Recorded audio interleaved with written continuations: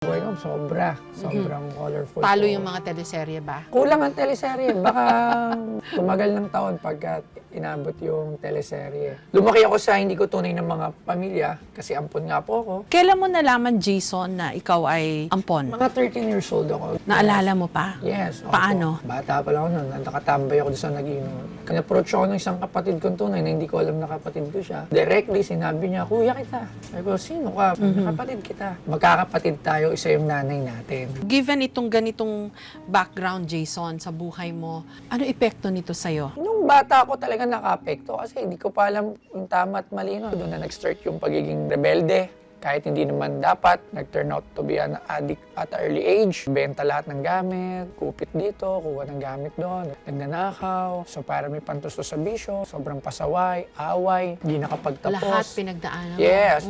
Laging kick out sa school, laging wala sa bahay. I'm longing for attention before. Nakukuha ko attention sa mga kasama ko sa bisyo. So, Yun ba yung worst na nagawa mo? ay, hindi. Wala pa yung sa worst. So, sinabi ko naman dati, nang-snatch ako. Ah, Ganun. snatcher ka Yes, dati? oo. Kunyari, away, kukunin ko yung alahas.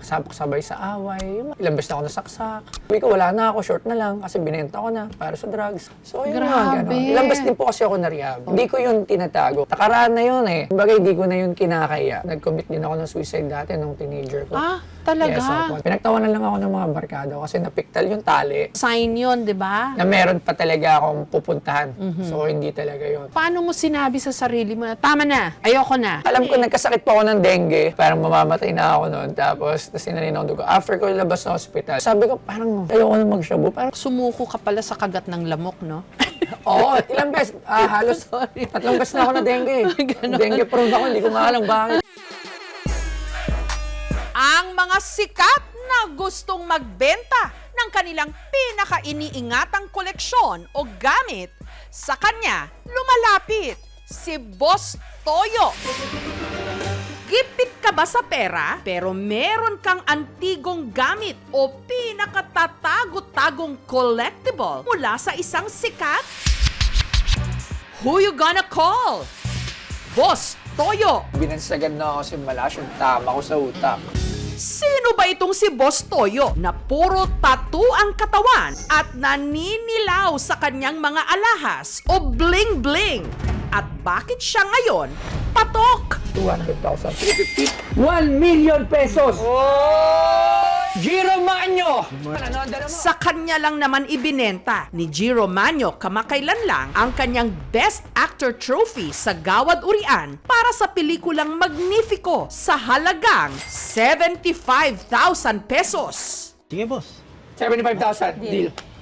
Saan niyo po nakilala, Sir Francis? Ang nakarelasyon di umano ng yumaong master rapper na si Francis Magalona, kay Boss Toyo rin ibinenta at ipinagkatiwala ang isa sa mga jersey nito na meron pang kasamang love note sa halagang Last 500. 15 years na nahimik ako. I didn't say anything about me and my daughter. pati ang sports car ni Daniel Padilla. Inialok din daw kay Boss Toyo ng isang buy and sell car shop. 5.6. 6M. Pero hindi raw sila nagkasundo sa presyo. Siya na, boss. Sorry, siguro baka may iba pa pagkakataon makabili ako ng sasakyan ni Daniel Padilla. Ano kaya kung subukan ko ring makipagtawaran sa kanya? Na-nominate kami sa isang international award. Ang Korean daming drama description, stars. no? Siyempre, ma'am, ang tanong, magkano? Sa aking palagay, ibibenta ko to sa'yo, Boss Toyo, sa halagang. Thank you so much, mga kapuso. Kung nagustuhan niyo po ang videong ito, subscribe na sa GMA Public Affairs YouTube channel. Don't forget to hit the bell button for our latest updates.